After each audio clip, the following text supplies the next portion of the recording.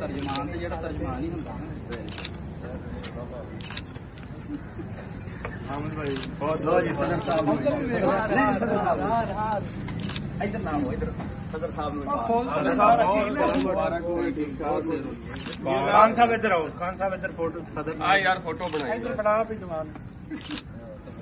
जी अच्छा मान गया तेनू मुल पा गया जिंदाबाद शहादत बड़ा रंग भर गया सदर साहब ने कोट नहीं ना पाया कोई नहीं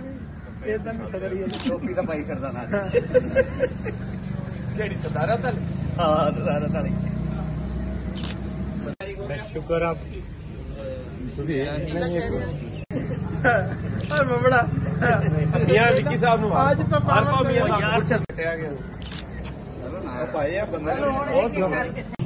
मैं शुक्रिया अदा करता हूं सारी बार का और स्पेशल अपने पैनल का जिन्होंने मुझे एक खिदमत का मौका दिया और मुझे बिला मुकाबला कामयाब किया। शुक्रिया।